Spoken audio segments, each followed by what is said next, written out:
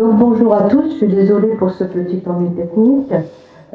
Merci d'être présents aujourd'hui, malgré la chaleur et malgré le beau temps. Je pense que certaines fois on a plus envie d'aller au bord de la plage sur son bateau plutôt que de venir s'enfermer dans une salle de cinéma. Mais je pense que ça valait le coup de venir quand même pour la dernière conférence que Patrice nous propose pour le compte l'Université de tous les savoirs. C'est mieux, c'est mieux. Bon, c'est mieux, oui. Pour l'Université de tous les savoirs, donc c'était bien un cycle proposé par l'UTLS. Et je remercie Patrice pour le travail qu'il a accompli pour ces 3 dernières conférences qu'il nous a fait cette année, qui portaient toutes sur le sujet de l'épuration et les procès des collaborateurs. Sionistes. Voilà, c'est plus clair comme ça. Voilà, je vous souhaite une bonne séance.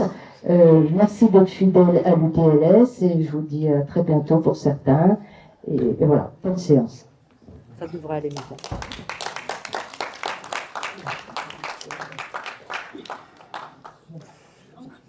Bien, donc merci à tous d'être là, effectivement.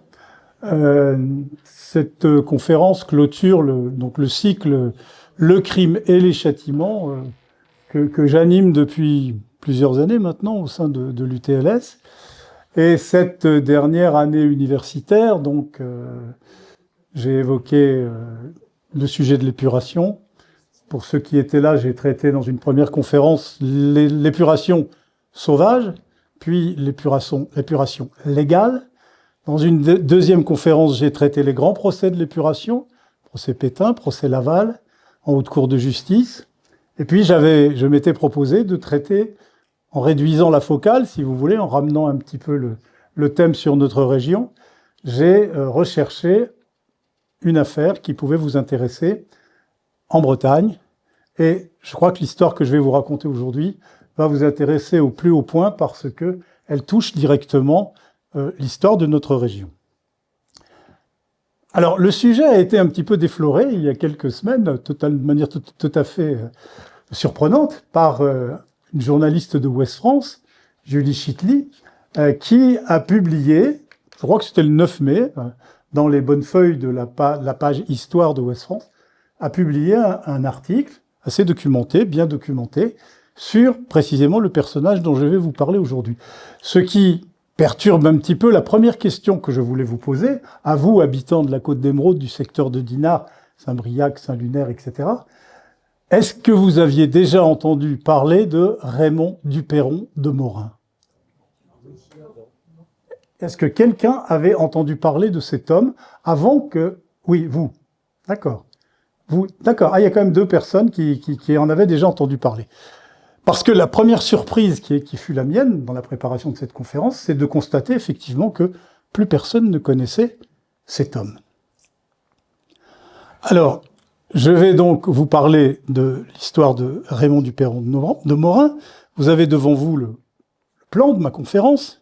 Donc, je vais évoquer rapidement sa biographie, son activisme politique, les actes qui ont motivé la poursuite, LVF, le Commissariat général aux questions juives, la milice, puis la traque, les éléments du procès, l'exécution et une conclusion. Donc, de qui parle-t-on? On parle de Raymond Duperron de Morin, né le 26 juillet 1902 à Saint-Servant, et mort le 5 novembre 1946 à Rennes, après avoir été fusillé par les libérateurs. Alors, cet homme est connu dans les archives pour 2 fonctions essentielles qu'il a assumées en Bretagne. Il fut le délégué régional aux questions juives, et il fut, de décembre 42 à mai 44, et il fut également, à partir de mai 44, le chef régional de la milice. J'ai photographié sur un des procès-verbaux d'audition du dossier sa signature, parce qu'on n'a pas beaucoup d'éléments sur sa biographie. Alors, il est né à Saint-Servant, comme je le disais, le 26 juillet 1902. S'est marié en 1926. Il était père de 6 enfants au moment du procès. À partir de 1932, cet homme s'est installé à Dinard, rue de Saint-Énogat, où il a ouvert un atelier de relieur. Il faut savoir que sa jeunesse a été quand même un petit peu difficile, dans la mesure où il s'est beaucoup cherché, il a beaucoup cherché quel type de profession exercer. Il a essayé de s'associer avec son père, ça n'a pas marché dans un cabinet d'assurance. Puis à la fin des années 20, il est parti à Paris, il a suivi une formation de relieur. À l'époque, il vivait à Planguenoil et il a décidé de venir s'installer à Dinard en qualité de relieur. Belle époque où il y avait encore sur la place des relieurs, c'est-à-dire des gens qui fabriquaient des livres, et des beaux livres. Aujourd'hui, le métier de relieur est tombé dans les oubliettes. Hein. Donc il s'installe rue de Saint-Énogat en tant que relieur. Sa femme s'installe dans une petite boutique de couturière.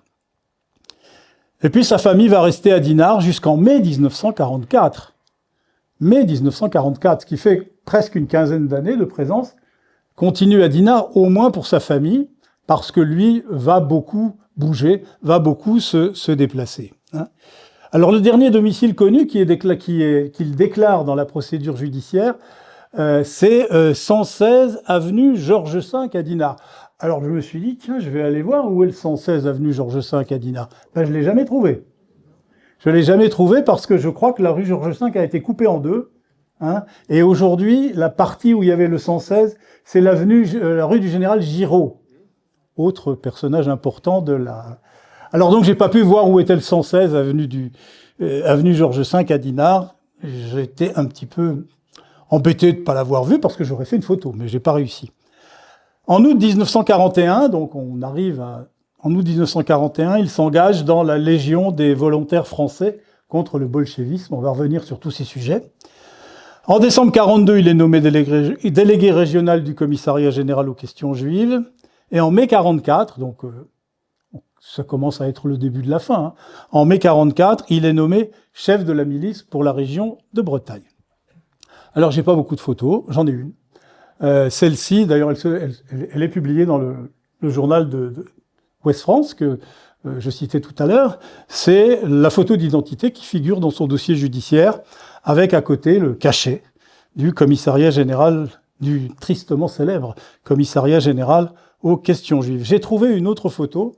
Malheureusement, j'ai pas pu l'intégrer parce que elle est toute petite. C'est une photo qui doit faire 5 cm de haut sur 4 cm de large, où on le voit en vacances à Saint-Énogat avec sa famille. C'est dommage, elle est inexploitable dans le cadre d'un agrandissement. Donc, personnage peu connu, qui pourtant a largement sévi à Dinard. Alors voilà, un sujet d'actualité, puisque l'article dont je parlais tout à l'heure, Ouest France, du 9 mai 2026, c'est quoi, il y a 15 jours, hein, le parcours funeste du cruel chef de la milice breton, signé Julie Chitely. Alors évidemment, quand j'ai vu ça, je me suis précipité sur mon ordinateur, j'ai recherché qui était Julie Chitely, j'ai trouvé qu'elle était journaliste à Vannes, je l'ai contactée, et depuis nous sommes en échange permanent, car elle est très très intéressée par le travail que j'ai fait, dans la mesure où elle envisage d'en faire un livre, de faire un livre sur l'histoire de Raymond du Perron de Morin. Alors je lui enverrai ma documentation, évidemment, pour lui éviter d'avoir à faire toutes les recherches que j'ai faites aux archives. Je vous conseille de lire cet article, il résume très très bien le sujet. Alors tout d'abord, je vais vous parler de son activisme politique avant la guerre et pendant la guerre. Alors dès son arrivée à Dinard au début des années 30, il va se faire remarquer par son activisme politique. Dès ce moment-là, il va devenir chef régional de la Solidarité française. Alors la Solidarité française, c'est un mouvement contestataire, une espèce de ligue, puis parti d'extrême droite, s'inspirant du fascisme italien. C'est ce qu'on appelait les chemises bleues à l'époque, créé en 1933 et qui, à son apogée, a quand même connu plusieurs milliers d'adhérents. Donc il était le responsable régional déjà pour la Bretagne de la Solidarité française.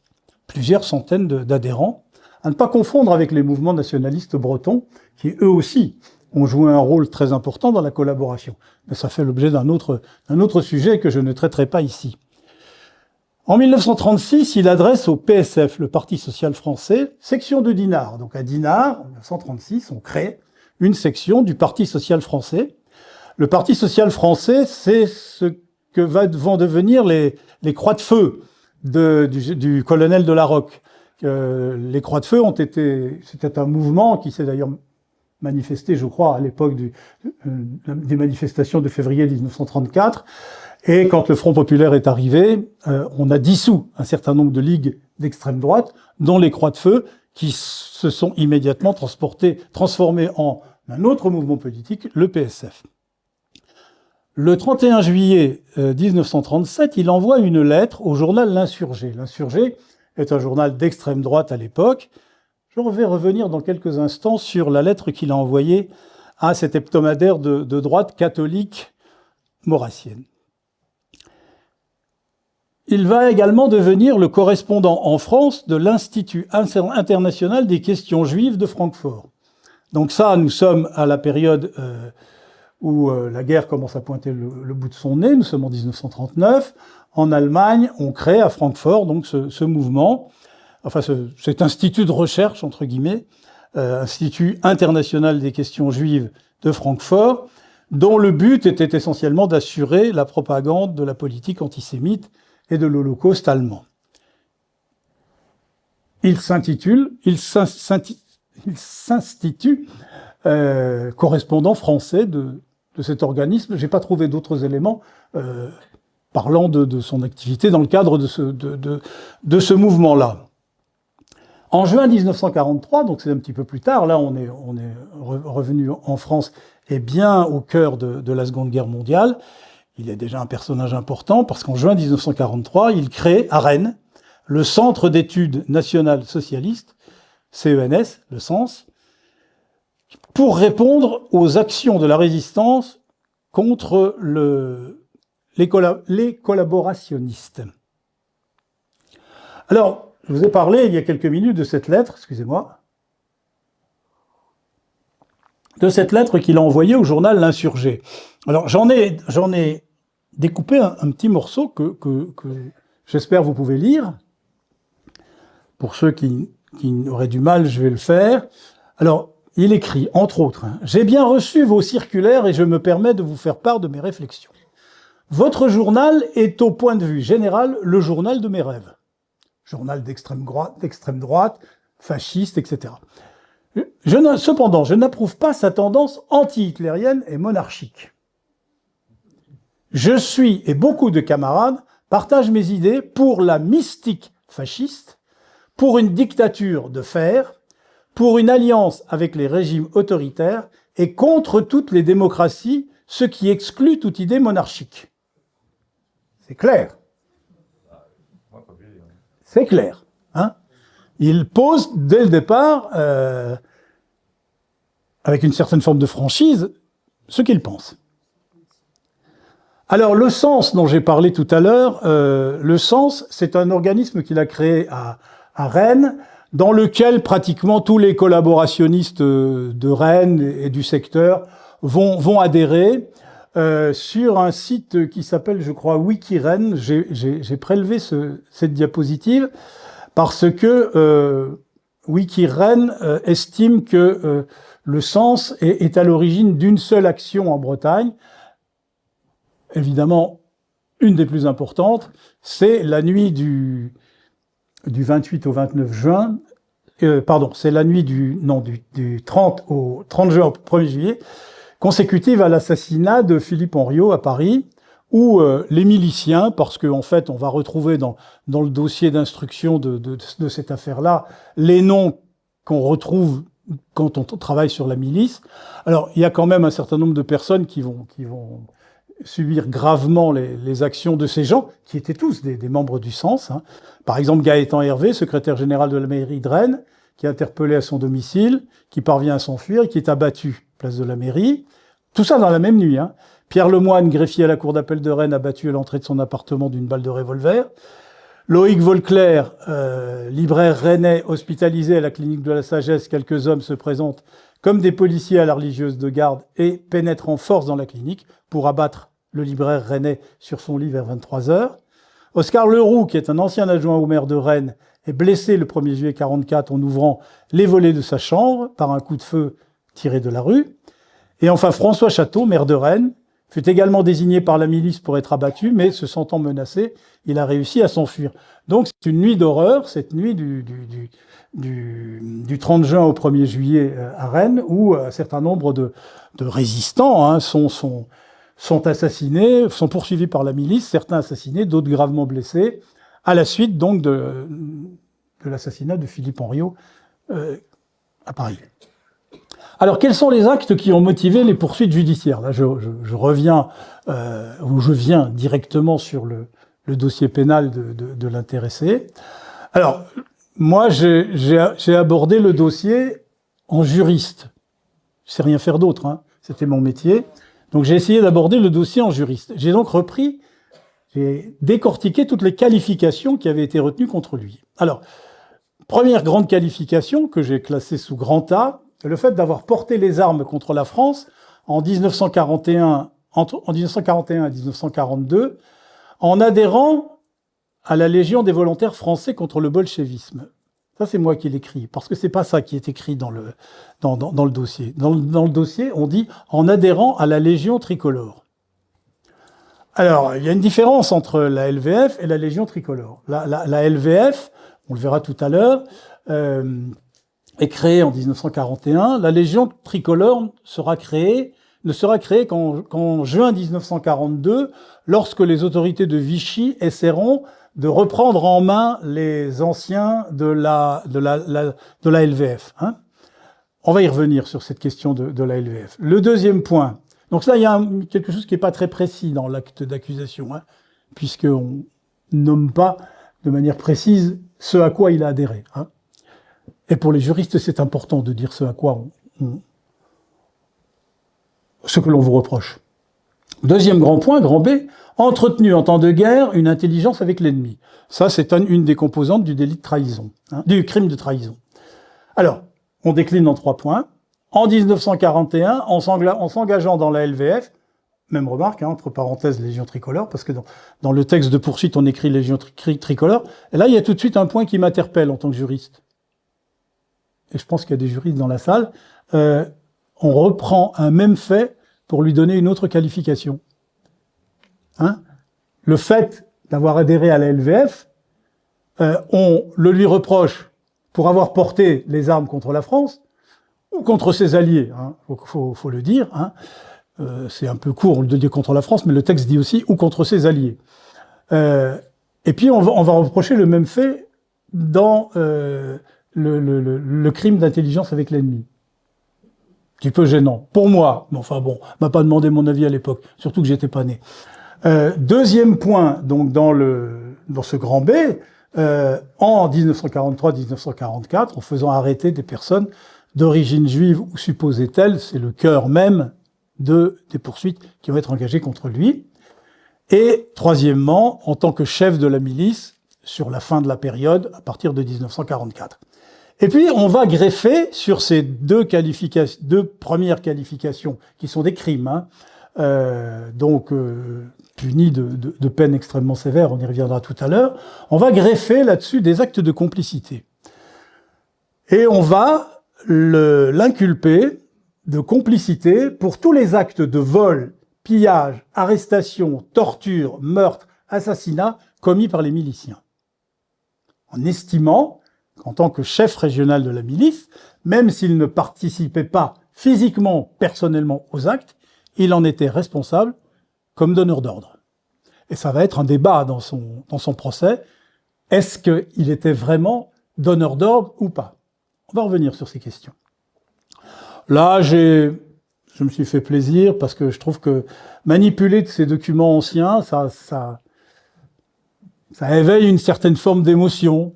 Ça, c'est la dernière page de l'acte de citation qu'on lui a délivré à personne. Hein. Alors, c'est pas très facile à lire, mais crime prévu et puni par l'article 75, premièrement et cinquièmement. L'article 75, premièrement et cinquièmement, c'est les crimes dont j'ai parlé tout à l'heure. Hein. Et on le convoque à comparaître devant la Cour de justice de Rennes le lundi 8 juillet 1946. Vous voyez, c'est ce qui est écrit en manière manuscrite, à 14h et les jours suivants. Copie du présent acte a été remise par maître Francis Roussel, huissier de justice, à l'intéressé. Hein. Alors, le premier point qui lui est reproché, c'est donc de s'être engagé dans la Légion des volontaires français contre le bolchevisme. Alors, qu'est-ce que c'était ? Je pense que vous en avez tous entendu parler, donc je vais faire un petit résumé très bref. C'est une association, au départ, c'est une association qui est créée le 7 juillet 1941 par Marcel Déat. Alors, j'ai mis en rouge à côté pour faire un parallèle avec la condamnation qui sera prononcée contre Raymond du Perron de Morin. J'ai mis en parallèle les peines qui ont été prononcées par la suite contre les hauts responsables des organismes auxquels Raymond du Perron de Morin adhérait. Alors, par exemple, Marcel Déat, qui est le créateur de la LVF, lui, condamné à mort par contumace en 1945, on l'a jamais récupéré.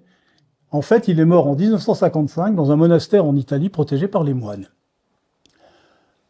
Autre créateur, Eugène Deloncle. Eugène Deloncle, lui, il est assassiné par les nazis en 1944. Il ne devait plus trop être d'accord avec eux à l'époque. Enfin, je n'ai pas trop creusé l'histoire de ces gens-là qui sont autour. Je vous les cite juste pour mémoire.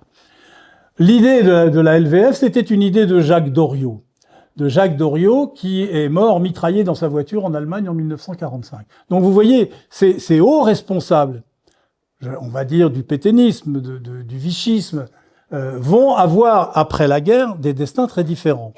Raymond du Perron de Morin, lui, finira sous les balles à Rennes. La mission de la LVF est assez simple, c'est aller combattre sur le front russe contre les bolcheviks. Alors, on estime qu'environ 12 000 Français se sont enrôlés dans la LVF.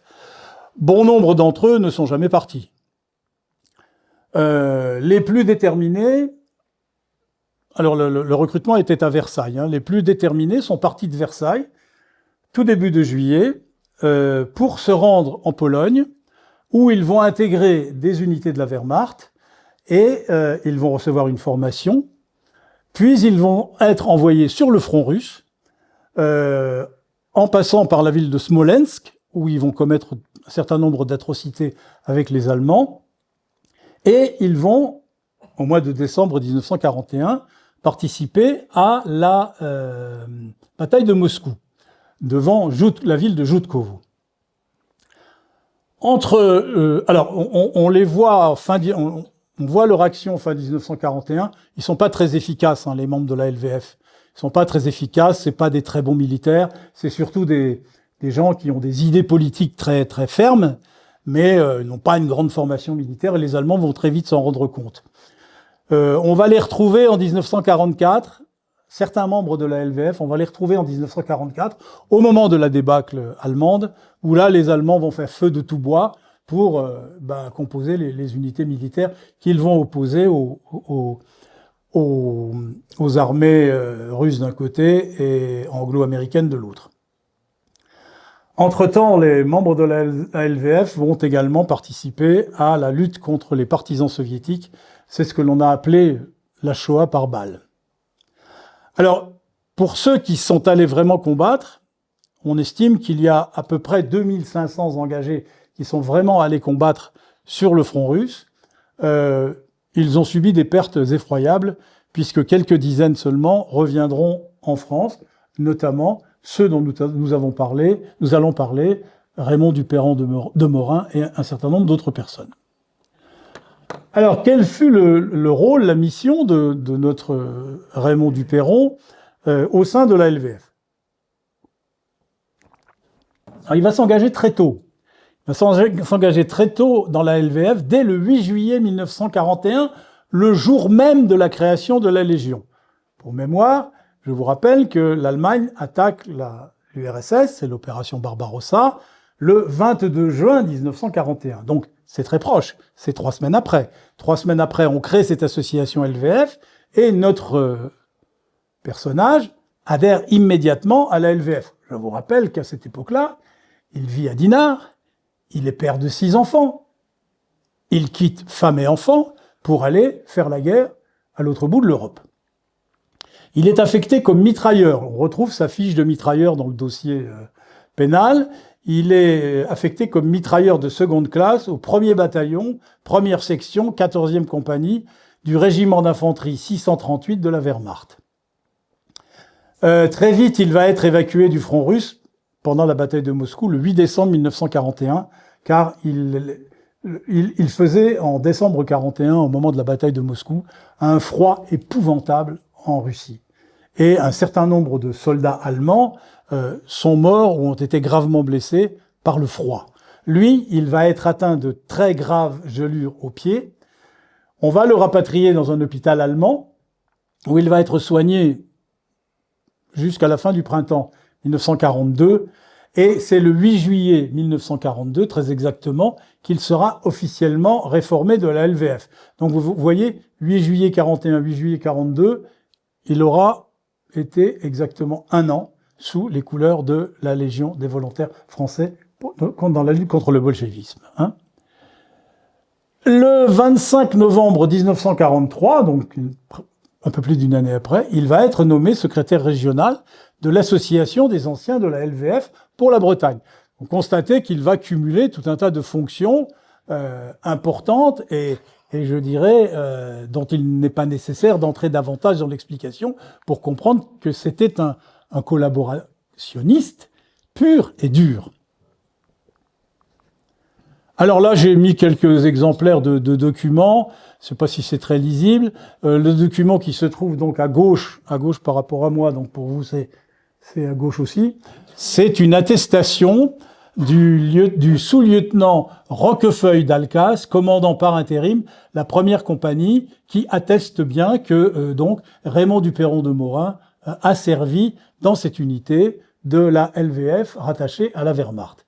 Et la fiche qui est sur la droite est très intéressante parce que c'est une fiche manuscrite qui a été retrouvée dans les papiers de Duperron lors de son arrestation et qui mentionne pratiquement toutes les dates de sa vie. Ce qui fait qu'on a les repères très précis. Vous voyez, par exemple, 8-7-41, alors la première ligne tout en haut, c'est délivrance d'une carte d'identité. 8-7-41, engagement dans la LVF. C'est là qu'on sait qu'il est engagé. Ensuite, numéro matricule dans la LVF, 971. Évacué du front, 8 décembre 1941. Il a tout noté. Réformé de la LVF, 8-7-42. 7-4-42, nommé délégué régional aux questions juives, etc., etc. Donc, à partir de cette simple fiche manuscrite, on peut pratiquement travailler sur toute son histoire dans cette période. Alors, deuxième point qui lui est reproché, évidemment, c'est ses fonctions de délégué régional aux questions juives.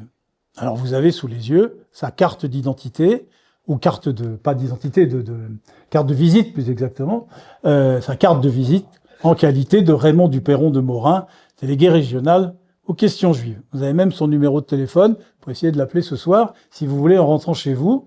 Et vous avez l'adresse de son local professionnel, 7 rue de Nemours, à Rennes. Donc ça, ce sont les cartes de visite qu'il distribuait droite à gauche aux gens importants qu'il rencontrait. Alors, qu'est-ce que le commissariat général aux questions juives? Je fais un peu pareil là que pour la LVF tout à l'heure. Alors, c'est une institution nationale qui est instituée donc par le gouvernement de Vichy en mars 1941. L'objectif de ce commissariat général, c'est de mettre en œuvre la politique anti-juive, les mesures législatives prises par les autorités allemandes d'occupation et l'État français à l'encontre de la population juive. Alors, les textes essentiels, c'est la loi du 22 juillet 1940 relative à la révision des naturalisations. Alors, vous vous rappelez, pour ceux qui étaient à la précédente conférence, où j'ai parlé des procès Pétain-Laval, l'avocat général qui requérait contre Pétain et contre Laval avait présidé cette commission de révision des naturalisations. Je vous ai parlé aussi des ambiguïtés extrêmement importantes de la magistrature française pendant la Seconde Guerre mondiale et du côté parfois peu courageux de certains magistrats. Pas tous. Mais celui-ci en était quand même un bel exemple. Donc cette loi du 22 juillet 40, l'ordonnance allemande du 27 septembre 40 relative aux mesures contre les juifs, recensement, les affiches entreprises juives, l'étoile jaune et tout ça, et puis la loi cadre, la plus importante, la loi du 3 octobre 1940 portant statut des juifs. Donc le commissariat général aux questions juives est chargé de la mise en œuvre de toute la politique anti-juive du gouvernement de Vichy. Alors, qui étaient ces chefs? Le chef, le premier, c'est Xavier Vallat. Alors Xavier Vallat, c'est intéressant parce que c'est un personnage que tout le monde connaît. C'est un personnage qui est connu dans l'histoire. Premier chef du commissariat. Bien, il a été condamné à 10 ans de prison en 1947, libéré en 1949. Donc on voit l'écart de la sévérité des procès entre la période de l'immédiate libération et les années qui viennent derrière. Nous en avons parlé lors des précédentes conférences, où nous avons vu que tout au long des années qui vont s'écouler, en gros entre 1945-46 et 1955, le Parlement va voter toute une série de lois d'amnistie dont l'objectif était évidemment de réduire toujours un peu plus les conséquences des peines qui avaient été prononcées, tout cela dans l'intérêt d'une réconciliation nationale, disait-on à l'époque. Alors après Xavier Vallat, on a eu Louis Darquier de Pellepoix. Alors lui, vraiment, c'est lui qui va incarner le commissariat.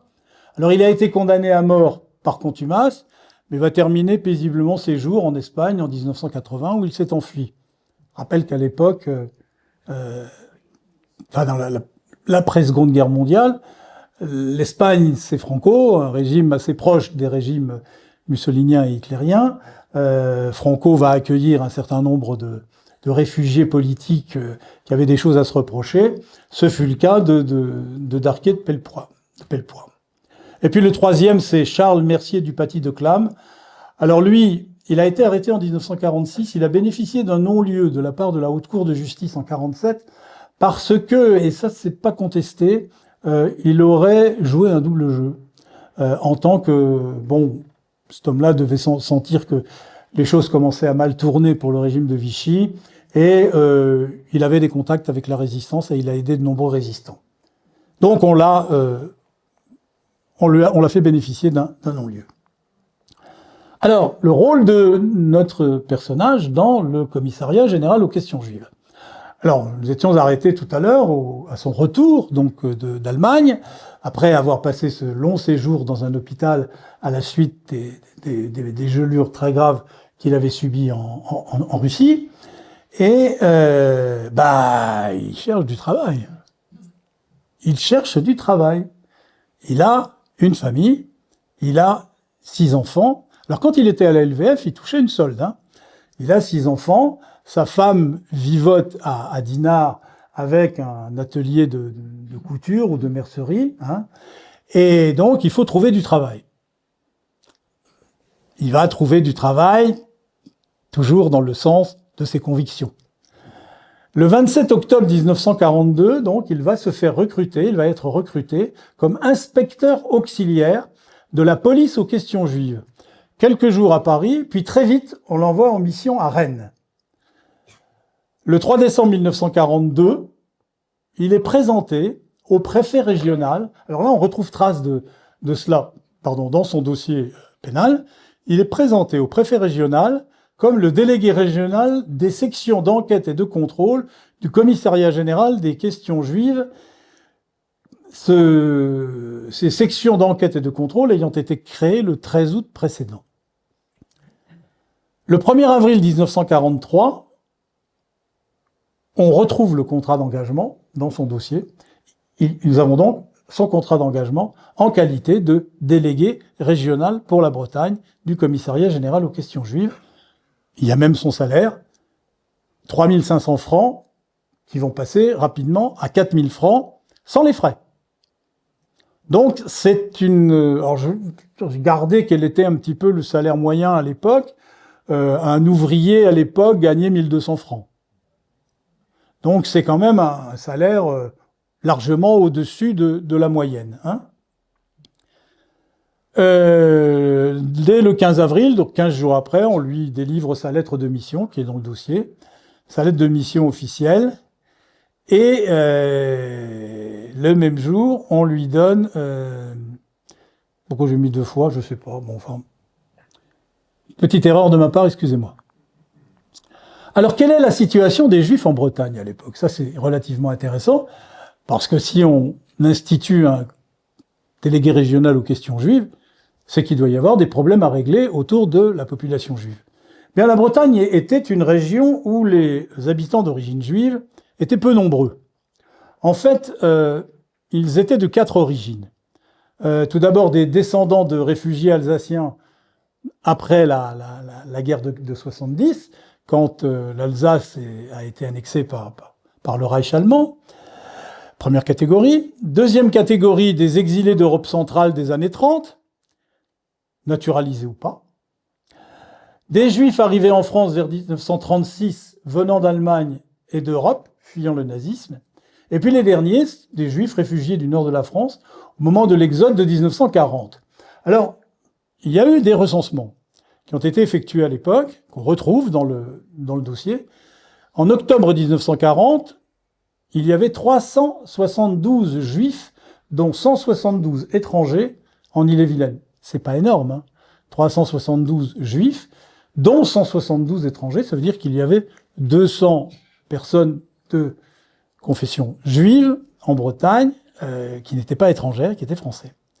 En juillet 1941, le chiffre s'effondre, puisqu'on ne compte plus que 140 Juifs à Dinard, 140 Juifs à Rennes, 98 à Dinard, ville de Duperron, et 60 à Saint-Malo.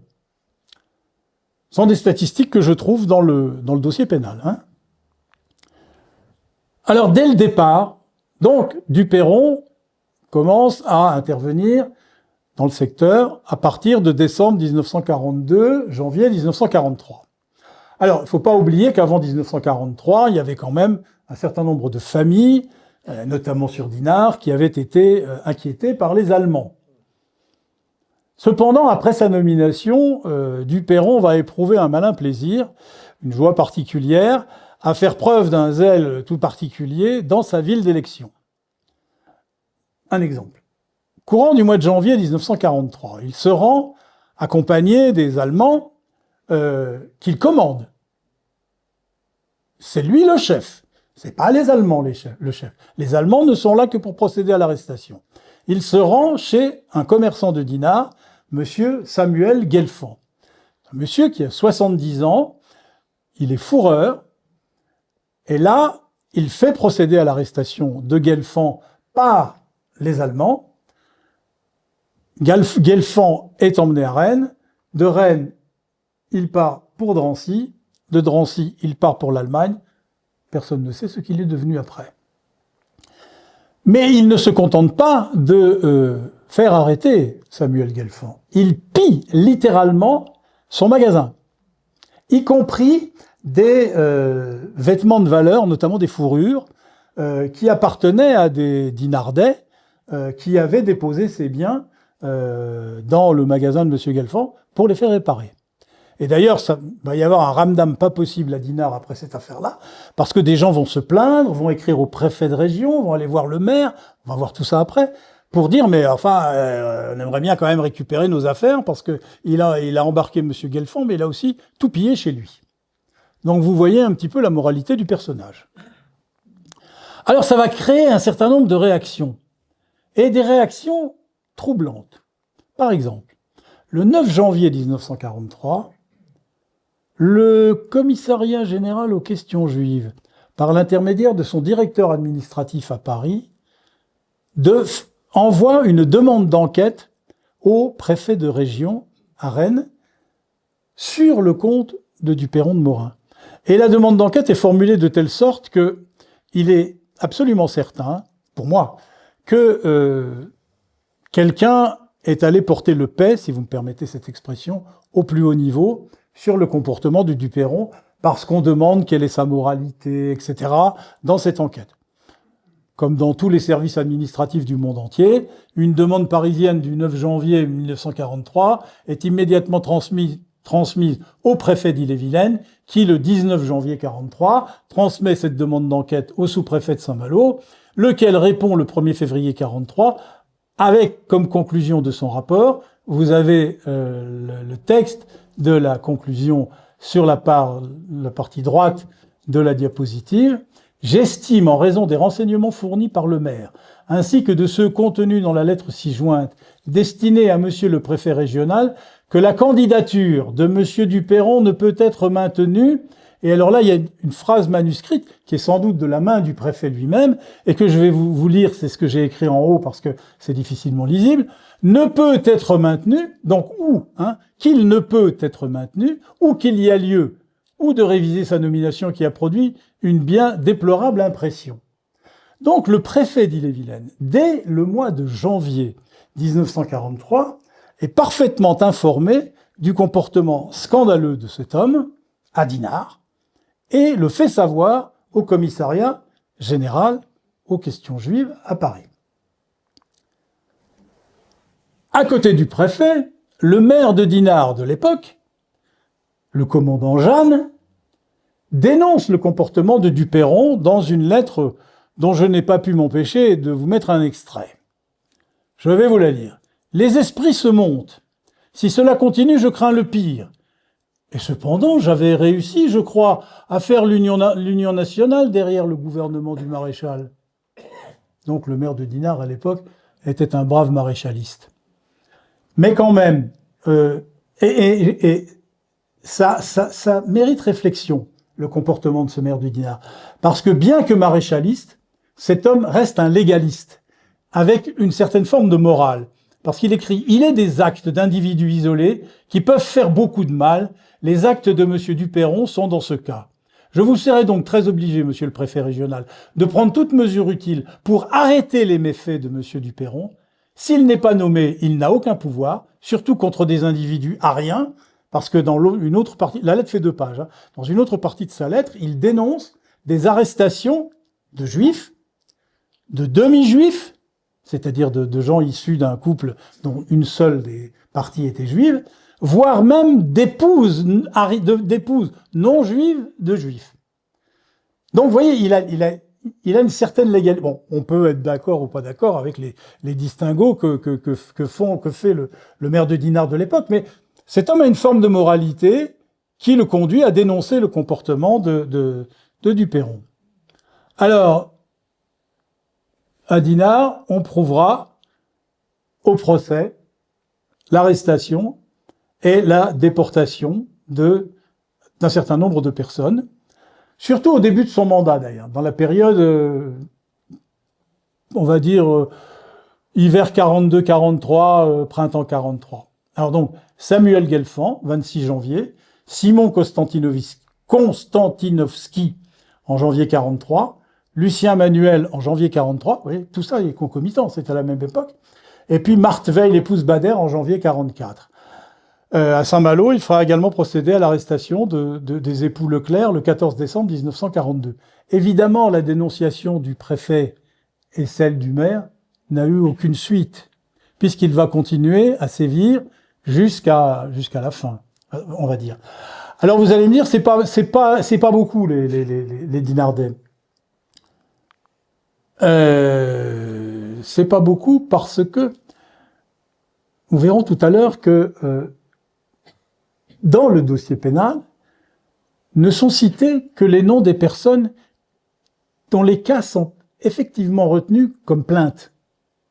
Donc tous les gens ou les proches de gens qui ont été arrêtés mais qui n'ont pas cru devoir déposer plainte ne sont pas retenus dans le procès. Le poste de délégué régional aux questions juives est quand même un poste à haut risque, à Rennes. Parce que là, le 24 septembre 1943, il trouve dans sa boîte aux lettres une lettre qui vient d'une association secrète de la résistance en France, Honneur et Patrie. Monsieur Duperron, ne vous méprenez pas sur votre activité. Tous vos faits sont connus et notés, sans exception. Votre esprit collaborationniste vous fera payer cher vos erreurs. Vous êtes constamment suivi par l'un de nous. Vous en porterez toutes les conséquences. À bon entendeur, salut au pilori, le chef de section. Et en dessous, il est mentionné, lettre postée le 4 septembre 43 à 19h, adresse sur l'enveloppe, Monsieur Duperron, 116 avenue Georges V à Dinard. Donc, il est menacé, Il est menacé.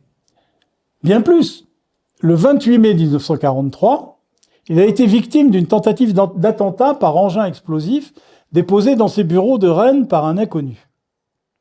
Alors en fait, un individu, un jeune, s'est présenté. Oui,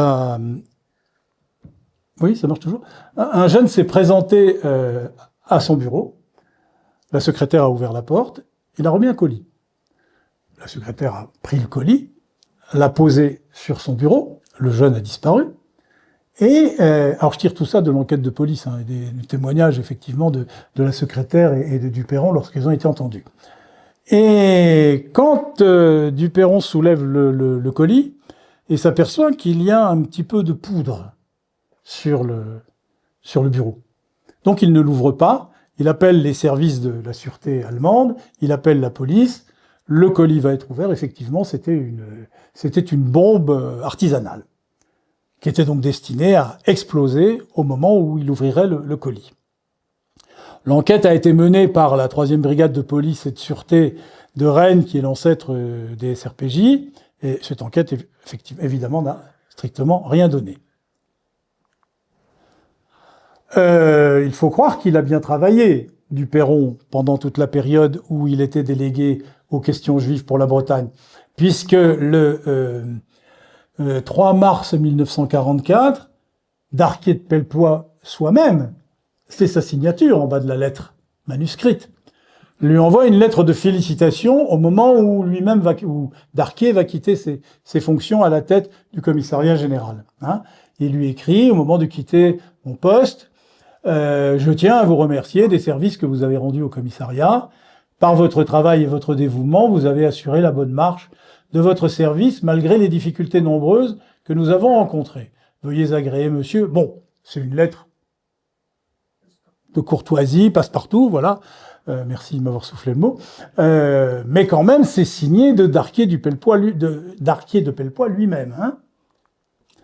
Alors, autre activité, donc on arrive au 3e point hein, de son activité, chef régional de la milice, parce qu'il les a cumulées quand même, hein, les fonctions. Alors, c'est quoi la milice hein, je fais comme pour les deux autres, la LVF et le commissariat général. La milice, c'est une organisation politique et paramilitaire française qui a été créée le 30 janvier 1943 par le régime de Vichy. Donc c'est une police parallèle. Le secrétaire général de la milice, c'était Joseph Darnan. Joseph Darnan, sinistre personnage, officier Waffen-SS, qui avait déjà fondé en 1941 le service d'ordre légionnaire, qui était le précurseur de la milice. Alors Joseph Darnan, lui, n'a pas échappé à son destin. Il a été condamné à mort et exécuté le 10 octobre 1945. Il a suivi Laval dans l'ordre des jugements de la Haute Cour de justice. Hein. Une fois qu'on a eu jugé Laval, on est passé à Darnan. Et il a été exécuté 5 jours après Laval. Alors la milice, c'était très important. Hein. À l'époque de Vichy, 15 000 militants actifs, dont seulement quelques milliers participaient véritablement à des opérations antipartisans. On verra tout à l'heure que dans la milice, il y avait des distinctions. Alors, elle est essentiellement essentiellement active dans notre région, sur le plan opérationnel, au printemps de l'été 1944. Au printemps et à l'été 1944. Car, alors, organisation de la milice à Rennes, fiche que j'ai prélevée également dans Wikisource, Wikirennes. Alors, organisation de la milice à Rennes, chef du centre, Raymond Duperron de Morin. Chef du groupe Bretagne, Émile Schwaller, on va en reparler. Chef des francs-gardes, Joseph Di Constanzo. Et là, ça me permet de faire une distinction dans les différentes unités de la milice. La milice, donc, arrive, en gros, hein, en Bretagne, au printemps 1944, avec un petit groupe, une dizaine d'individus, dirigé par Émile Schwaller. Émile Schwaller est ce qu'on appelle un chef de centaine. Ça dit ce que ça veut dire, c'est comme les centurions romains. Hein. Chef de centaine, c'est-à-dire que normalement, il est apte à commander une unité de 100 hommes. Il n'en a pas 100, il en a une dizaine. Alors Émile Schwaller, il déshonore une région qui m'est très chère, puisqu'il est né dans les Vosges. C'est un Vosgien. Donc il va arriver à Rennes comme chef de centaine. Et quelques semaines après, en gros vers la mi-juin, va arriver ce qu'on appelle une franc-garde. Alors là, c'est pas du tout la même musique. La franc-garde, les francs-gardes, c'était les unités d'élite de la milice. Le chef était Joseph di Costanzo. Alors, fiche chronologique des actions de la milice en Ille-et-Vilaine. Il faut quand même le faire. Mars-avril 44, donc on voit arriver Joseph di Costanzo, préparation de l'implantation opérationnelle de la milice. 8 juin 44, alors c'est donc ce que j'évoquais tout de suite, arrivée à Rennes de la 2e unité de marche des Francs-Gardes sous son commandement. Cantonnement initial rue du Griffon à Rennes, puis à l'asile Saint-Maur. Juin 44, arrestation, perquisition, interrogatoire à Rennes et dans plusieurs communes rurales, Talensac, Saint-Hilaire-des-Landes, Saint-Rémy. Là, le mois de juin 44, la milice se défoule, littéralement, dans la région rennaise. Fin juin 44, sur les opérations coordonnées contre des réseaux de résistance autour de Fougères et au nord de Rennes. 7 juillet 44, alors la célèbre opération contre le maquis de Brouallan en Ille-et-Vilaine, menée conjointement d'ailleurs entre les francs-gardes de la milice et les forces allemandes, accompagnées donc de ces unités collaborationnistes. Mi-juillet 44, action armée et pression contre les forces de gendarmerie. Parce qu'il ne faut pas oublier qu'à l'époque, la gendarmerie était ce qu'elle a toujours été la gendarmerie, c'est-à-dire la police des villes, la police des champs par rapport à la police nationale qui était la police des villes. Donc la gendarmerie était toujours très bien implantée dans le secteur, mais les gendarmes sont quand même des gens très obéissants et au bout d'un certain temps, ils ont fini par comprendre qu'on leur demandait de faire des choses parfaitement inacceptables et donc ils ont refusé de collaborer et donc la milice a mené des actions contre des forces de gendarmerie, notamment dans le secteur de Saint-Aubin-d'Aubigné. À partir de fin juillet 44, repli progressif des unités de la milice face à l'avancée alliée et à la montée des FFI. 1er août 44, départ officiel de Rennes des miliciens, dont l'unité de Di Costanzo, vers l'est de la France. Août 44, disparition de Joseph Di Costanzo des sources bretonnes. Son avenir est incertain. Alors j'ai retrouvé dans le dossier un document dont j'ai pris des copies, enfin j'ai pris beaucoup de copies, mais ce document est là. Alors je vais pas vous le lire, il fait 4 ou 5 pages, et ça s'appelle La Confession Je sais. Il fait 4 pages. Oui, c'est dactylographié. Qui est ce Je sais? Ce Je sais est le monsieur presse de la milice en Bretagne. Et quand la milice quitte la Bretagne pour se replier vers Paris, sur ordre de Darnan, ils vont rencontrer des groupes de maquisards avec lesquels il y aura des échauffourées et il y aura des morts. Eh bien, Je sais raconte dans le détail, dans ces 4 pages, la fuite de la milice de Rennes jusqu'à Paris, et il raconte les accrochages avec des résistants. Alors ils perdent des hommes, ils tuent des résistants. Enfin, c'est absolument à la fois passionnant entre guillemets à lire, mais effrayant aussi, effrayant. Cette confession. Alors cette confession, elle a été envoyée par le commissaire du gouvernement d'une cour de justice de l'Est de la France, je ne sais plus laquelle, à Rennes, justement pour être joint au dossier du Perron de Morin, mais aussi au dossier de Chevaler. Parce que, donc je vous ai parlé des 2 adjoints du Perron à la tête de la milice. Joseph Di Costanzo, à gauche avec le béret, chef de la 2e unité de marche des Francs-Gardes, un voyou, un assassin. Disparu après la libération, on ne sait pas du tout ce qu'il est devenu. Il y a plusieurs thèses. Certains disent déjà qu'il aurait participé à l'attentat contre le général de Gaulle à l'occasion du Tédéum à Notre-Dame. À la libération de Paris, vers le 26 août 44, va se tenir un Tédéum à Paris et il y a une tentative d'attentat contre de Gaulle, à l'extérieur d'ailleurs. De Gaulle bronche pas d'ailleurs. dans cette affaire-là. Et ce sont des miliciens qui mènent cette action. Et certains historiens affirment que Di Constanzo faisait partie donc de l'équipe qui a réalisé cette tentative d'attentat contre De Gaulle. D'autres disent qu'il a fui à l'étranger, en Amérique du Sud, et d'autres sources disent qu'en fait il aurait été récupéré par une équipe de résistants, et puis qu'on lui aurait réglé son compte au coin d'un bois, qu'on l'aurait enterré là, sans autre forme de procès.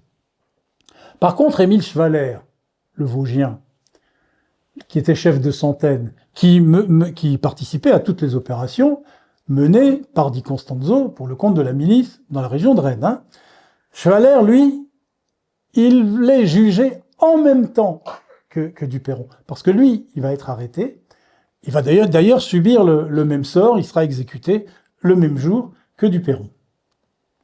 Alors, j'ai quelques photos. Alors, les deux de droite, où on voit des hommes qui lèvent la main, sont des photos que j'ai prélevées du dossier pénal.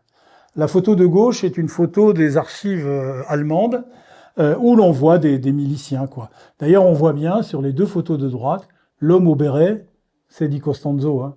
En fait, la photo que je vous ai présentée avant est un grossissement extrait de cette photo-là, plus large. Hein.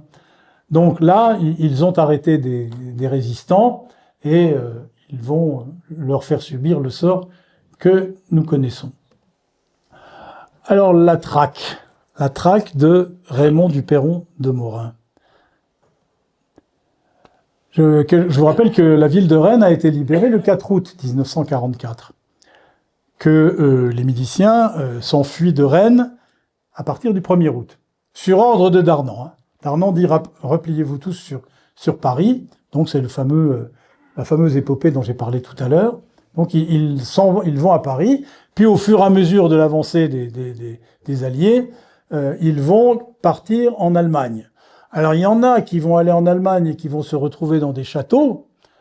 Prenez l'exemple de Pétain, Laval, à Sigmaringen, dont j'ai parlé lors de la précédente conférence. Il y en a d'autres qui vont se retrouver dans des conditions de vie beaucoup plus difficiles. C'est le cas de Duperron et de sa famille.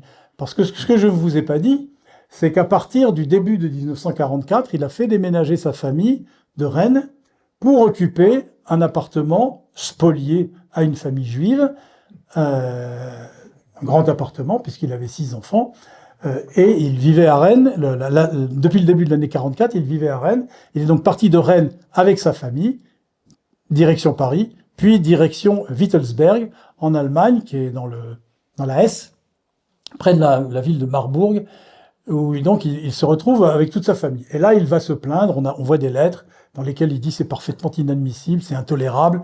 Nous qui avons servi l'Allemagne pendant des années, on nous héberge dans des conditions épouvantables, nous dormons dans des espèces de cachots sur de la paille, alors que d'autres, notamment les gens de la Wehrmacht, sont logés dans des bons hôtels, etc.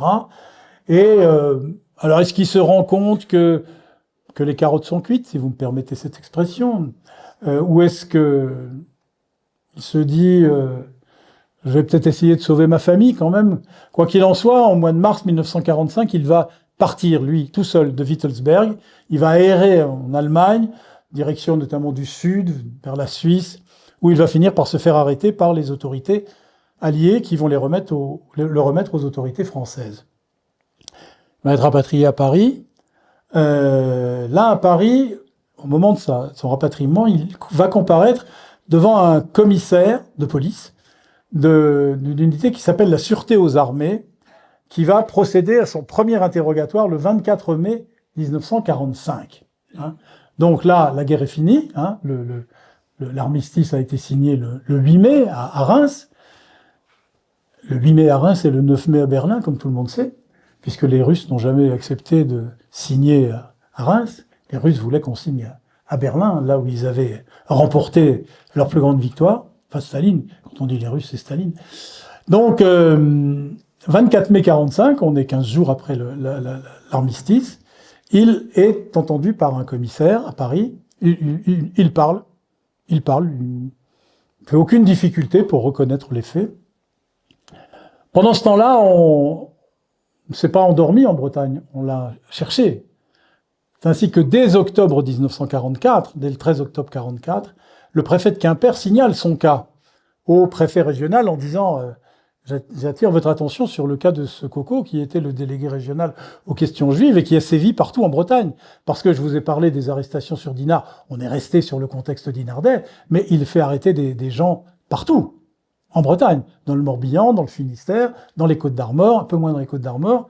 C'est d'ailleurs l'ouvrage de Julie Chiltly, dont j'ai parlé tout à l'heure, la journaliste, qui a écrit un premier livre qui s'appelle « Les enfants cachés de l'île aux moines ». C'est l'histoire d'enfants juifs qui ont été cachés à l'île aux moines et dont certains ont été arrêtés, notamment par l'action de Raymond du Perron de Morin. C'est comme ça qu'elle a découvert l'existence de ce personnage en travaillant sur les enfants de l'île aux moines. Donc, 13 octobre 44, le préfet de Quimper dit au préfet de région faut vous intéresser au cas du Perron de Morin. 26 février 45, le comité départemental de libération de Rennes émet le vœu de son arrestation. Officielle. 28 août 45, donc on sait qu'il a été arrêté, on sait qu'il est à Paris, qu'il est incarcéré à Paris à disposition de la police aux armées. Donc le commissaire du gouvernement de la Cour de justice de Rennes entame la procédure judiciaire contre lui. Alors, il faut que je vous dise un mot sur ces commissaires du gouvernement. Nous sommes devant une cour de justice. La cour de justice, je l'ai expliqué lors d'une conférence précédente, la cour de justice est une juridiction d'exception créée à la Libération par le gouvernement provisoire de la République française en novembre 1944, si je ne me trompe. C'est une juridiction spéciale qui va être chargée donc de juger les collaborationnistes de la période de Vichy.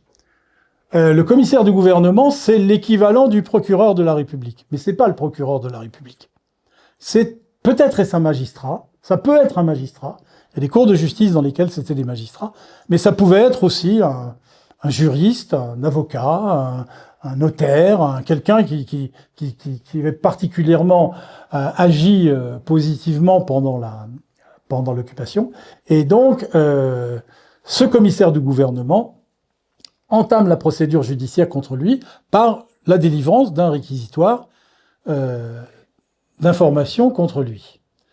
Le 11 octobre 1945, donc quelques temps avant déjà, oui, j'aurais dû mettre les choses dans l'autre sens, parce que le préfet d'Ille-et-Vilaine annonce l'arrivée de Duperron à Rennes, informé par la police aux armées, qui dit, mais il a essentiellement agi sur la région rennaise, donc c'est à vous de le juger.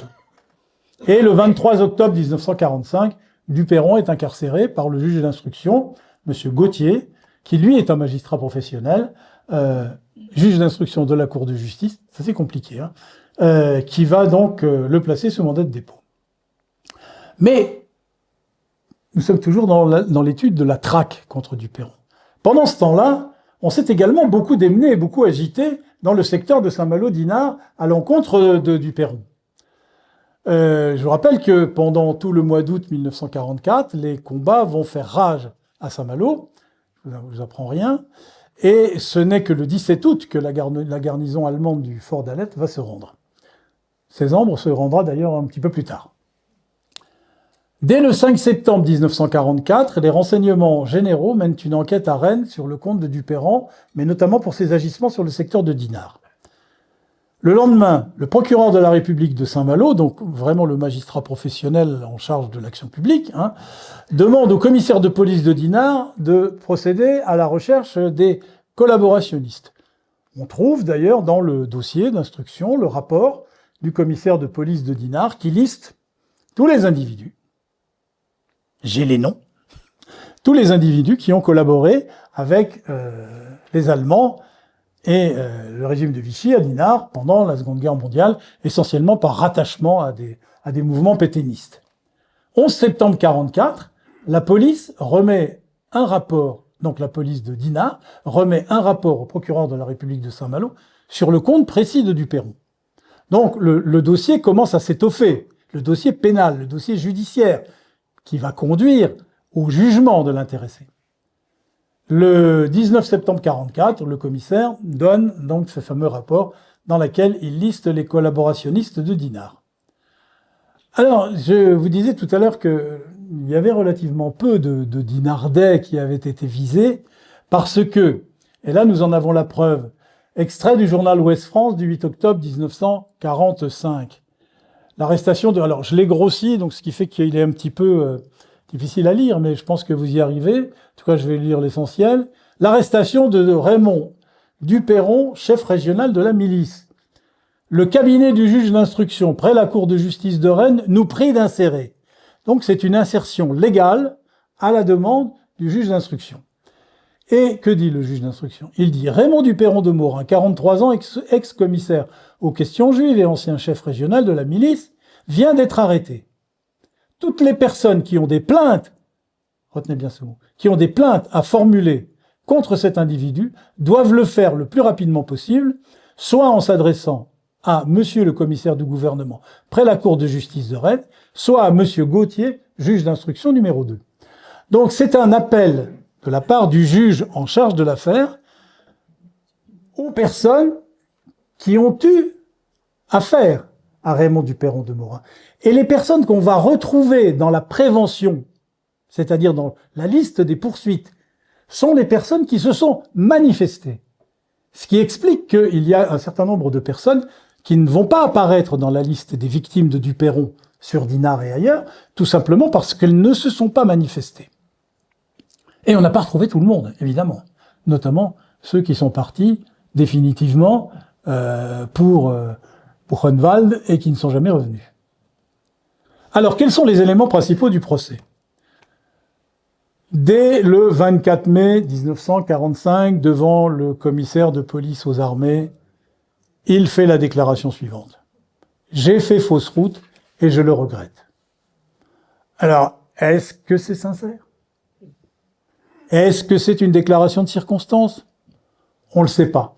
Mais en tout cas, à ce moment-là, et c'est un rare moment où il va dire quelque chose de cette nature. Parce que dans le reste de ses auditions, ce sont des auditions à caractère technique, dans lesquelles il va, technique entre guillemets, dans lesquelles il va décrire son action, mais sans état d'âme. Là, il fait part d'une sorte d'état d'âme, peut-être d'une sorte de regret, de compassion pour ses victimes, je ne sais pas.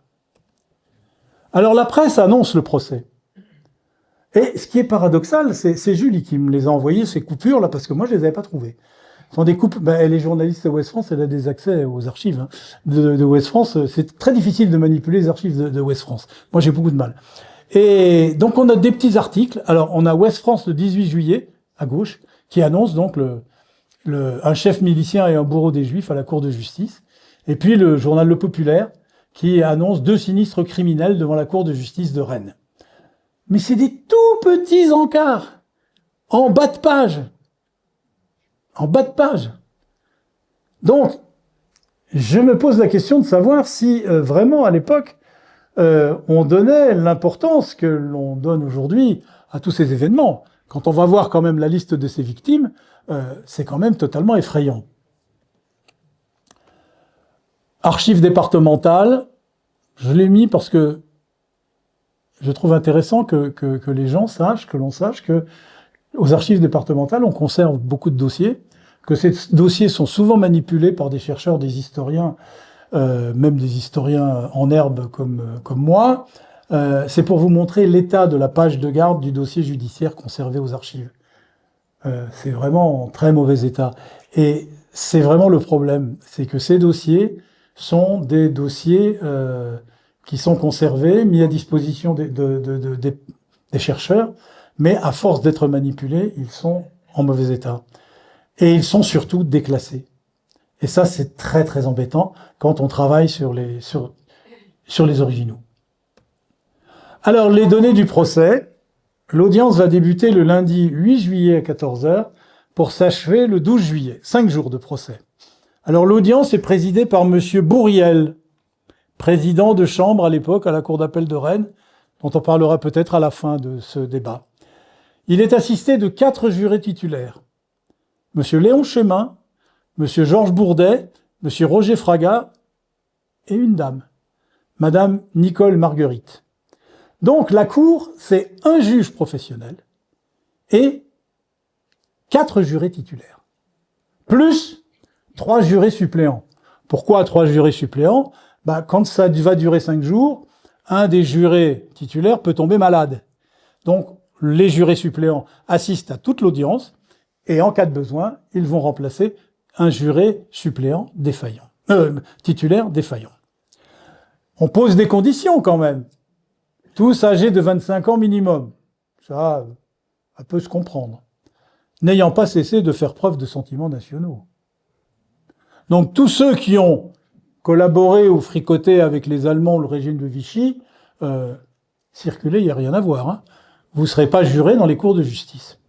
Et puis, comme je le disais tout à l'heure, un commissaire du gouvernement tient le siège du ministère public. Il n'est pas forcément un magistrat professionnel.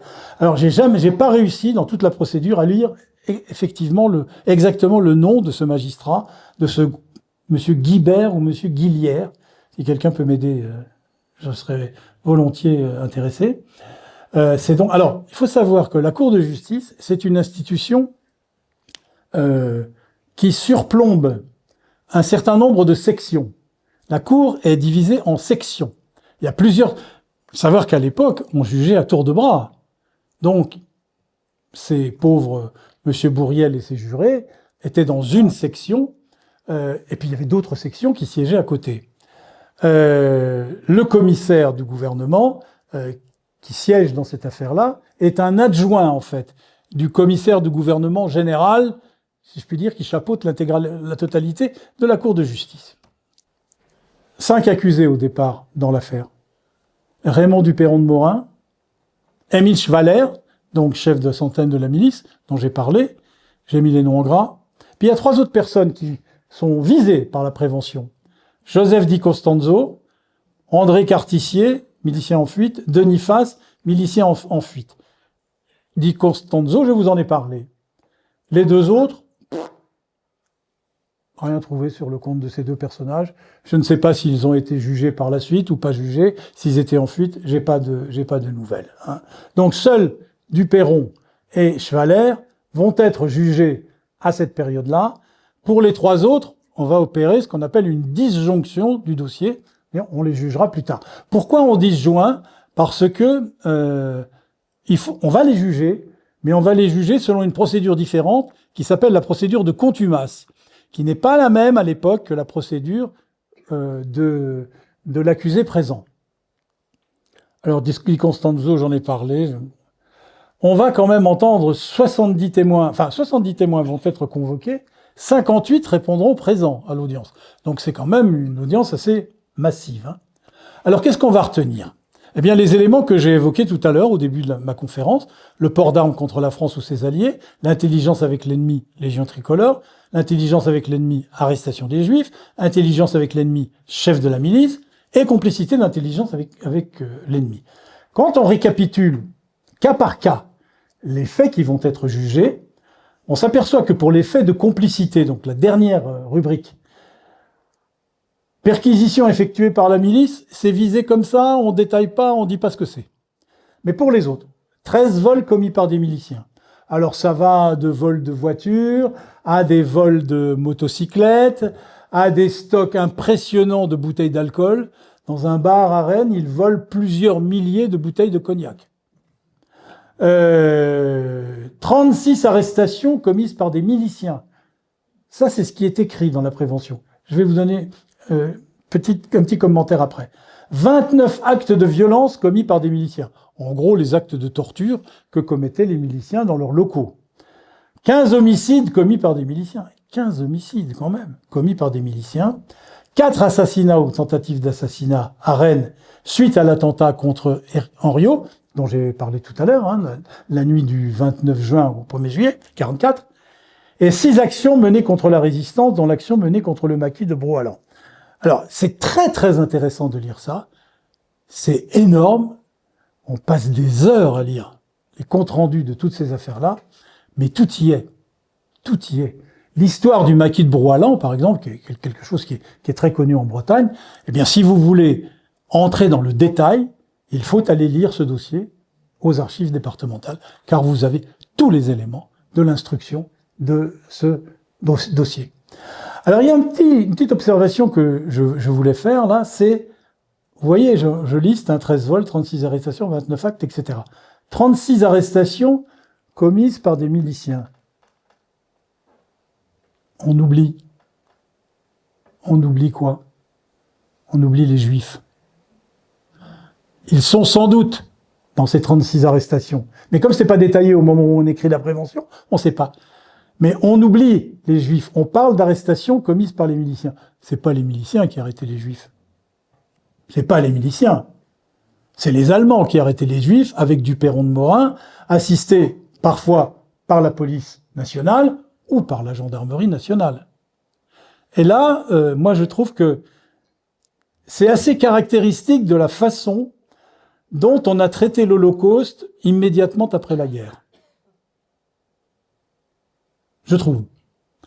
Où on a l'impression que les Juifs font pas partie des victimes, quoi. Or, 6 millions.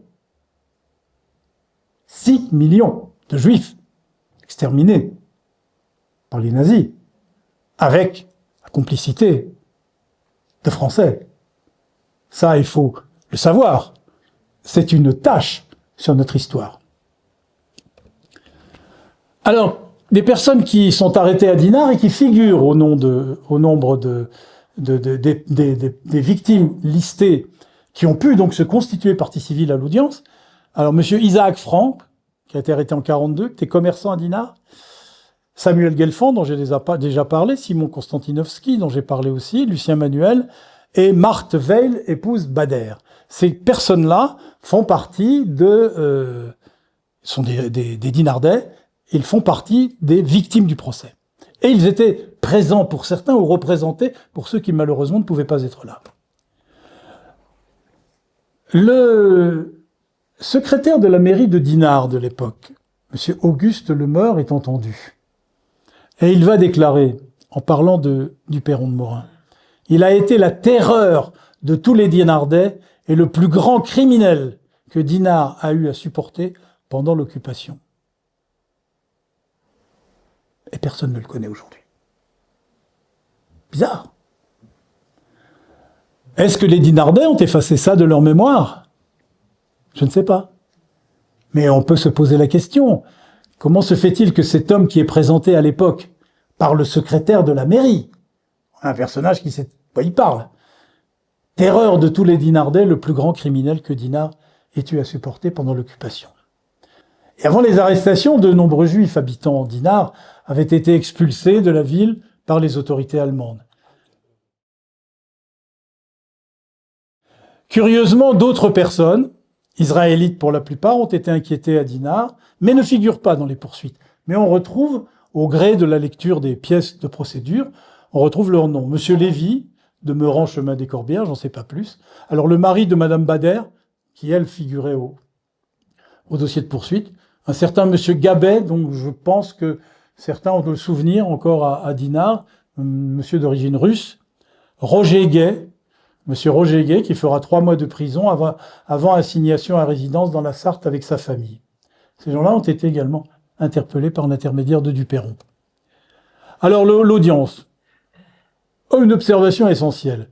Les débats n'ont pas donné lieu à un compte-rendu sténographique, comme ce fut le cas pour les grands procès Pétain-Laval. Pour travailler les procès Pétain-Laval, j'ai pas eu de mal.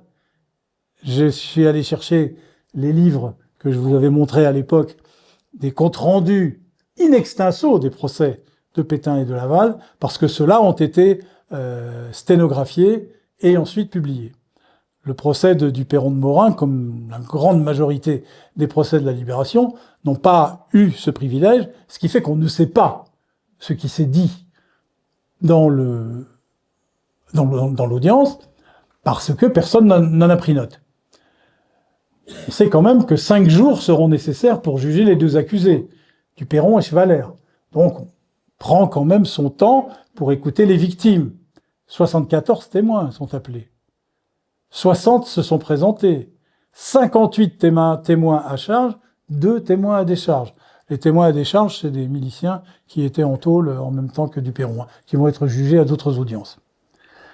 Il faut ajouter que 6 témoins à charge vont se présenter spontanément à l'audience, après avoir lu les petits encarts dans la presse, et 7 témoins ne prêteront pas serment, car déjà condamnés à des peines afflictives ou infamantes.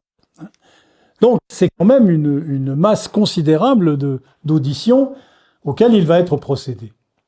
Alors, lorsqu'on est devant une cour de justice qui fonctionne comme une cour d'assises actuelle, on pose des questions à la fin de l'audience. On pose des questions aux jurés. Raymond Duperron de Morin est-il coupable d'avoir, à Dinard, le temps, fait procéder à l'arrestation de monsieur et madame Untel? Et les jurés doivent répondre par oui ou par non. Ça s'appelle la feuille des questions.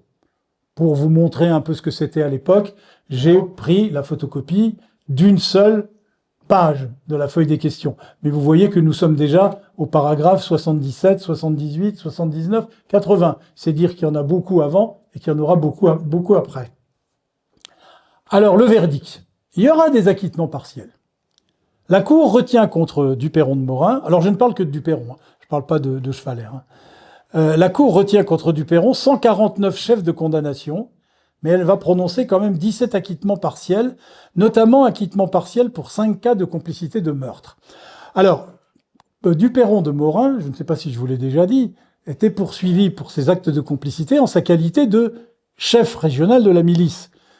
Parce qu'on a considéré que c'était sur son instigation, en qualité de chef, qu'il donnait les ordres aux miliciens d'aller commettre tel ou tel ou tel ou tel acte. C'est à ce titre-là, donneur d'ordre, donneur d'instruction, qu'il est poursuivi au titre de la complicité. Il sera acquitté pour 5 cas dans lesquels il n'a pas été démontré qu'il avait une quelconque responsabilité. Parce qu'il faut savoir, on le sait par des biais après, qu'à l'occasion des débats, Chevaler, qui était donc chef de centaine de la milice, a beaucoup chargé Duperron. Duperron disait, mais moi finalement, j'étais qu'un simple administrateur de la milice. J'allais pas sur le terrain. C'est pas moi qui torturais. C'est pas moi qui volais. Chevaler dit, mais pas du tout. Tous les ordres de mission que nous avions reçus pour commettre tel ou tel acte étaient signés de Duperron. Alors l'arrêt n'est pas motivé. Aujourd'hui, les arrêts des cours d'assises en France sont motivés. Mais l'arrêt n'est pas motivé. Donc, il n'est pas fourni de précision sur les motifs qui ont conduit la Cour à prononcer ces agissements. Alors, le verdict, voilà la page du jugement dans laquelle donc il est mentionné que la Cour de justice, à la majorité des voix, condamne Chevaler, Émile et Duperron de Morin, Raymond, susnommés, chacun à la peine de mort. Dit que cette peine sera exécutée, etc. Alors, les suites du jugement, ou de l'arrêt, au mieux parler d'un arrêt. Les voies de l'appel n'étaient pas prévues pour les jugements en cour de justice.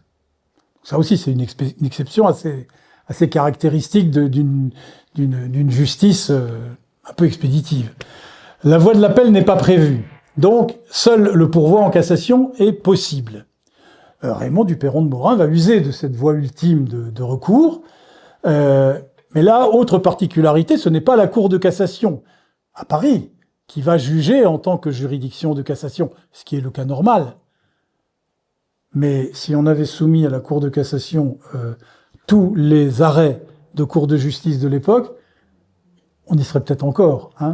Donc, on a institué comme chambre de Cour de cassation les chambres des mises en accusation de la Cour d'appel, enfin, en l'espèce, de la Cour d'appel de Rennes, qui a fait office de tribunal de cassation. C'est-à-dire, c'est la Cour d'appel la chambre des mises en accusation, qu'on appelle aujourd'hui la chambre de l'instruction. Elle existe toujours, cette juridiction. La chambre des mises en accusation, qui faisait office de juridiction de cassation. Donc, le 22 août 1946, la chambre des mises en accusation de la Cour d'appel de Rennes faisant office de tribunal de cassation, rejette le pourvoi en cassation de Raymond Duperron de Morin. Mais sur le document, j'ai été frappé par une particularité. C'est que sur le document de rejet du pourvoi, la mention « rejette » est préimprimée. On en tire les conclusions qu'on veut. La mention est préimprimée. Ça veut dire que on n'a pas dû en accepter beaucoup. Des pourvois en cassation. L'exécution. Alors avant d'être exécuté, on fait les choses très bien dans le monde judiciaire. Avant son exécution, le condamné est entendu une dernière fois à la prison de Rennes à 6h30 du matin par le juge d'instruction Tarabeu de la Cour de justice de Rennes, en présence du commissaire du gouvernement et de son avocat, maître Porret. Monsieur Tarabeu, moi, c'est un nom qui me parle. À d'autres aussi, ici, ça vous parle? Porret aussi? Oui. Alors, moi, Porret, ça me parle pas, mais Tarabeu, ça me parle. Parce que j'ai moi-même occupé les fonctions de juge d'instruction à Saint-Malo. Et monsieur Tarabeu a été un de mes prédécesseurs, assez lointain, mais il a occupé des fonctions de juge d'instruction à Saint-Malo.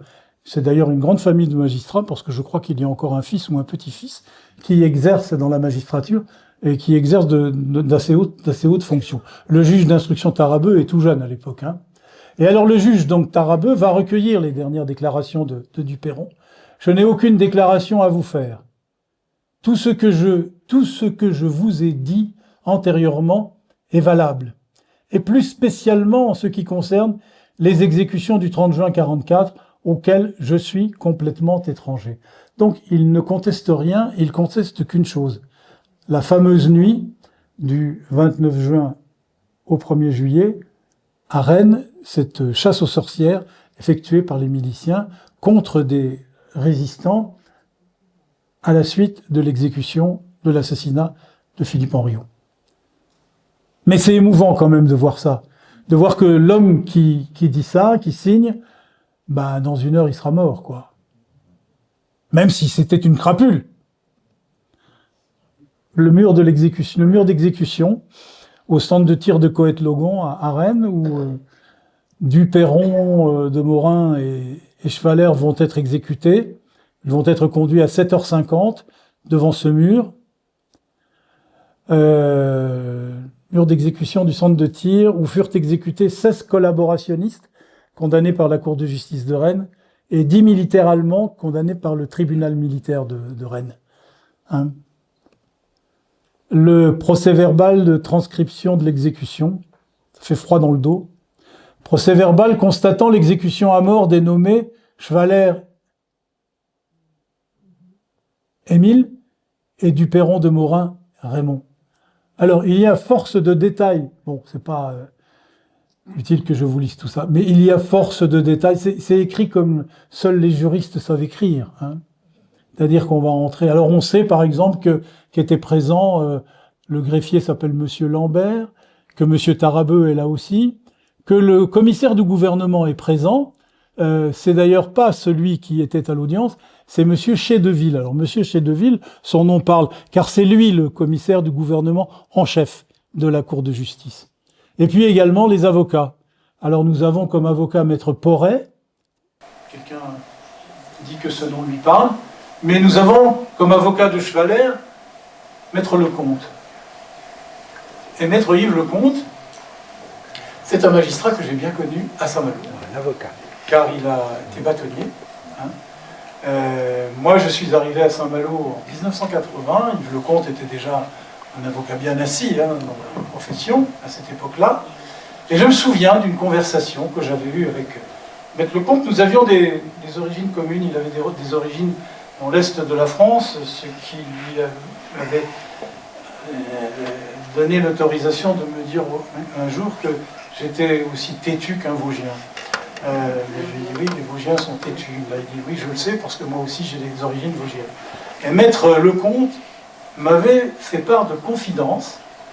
J'ignorais qu'un jour je retomberais sur cette histoire, où il m'expliquait, nous sommes en 1980, qu'il lui arrivait encore d'avoir des cauchemars à la suite d'un procès où il avait assisté un condamné à mort, c'était Émile Chevaler, donc le co-condamné de Duperron de Morin. Il avait assisté ce condamné, il l'avait assisté tout au long de l'instruction, puis procès.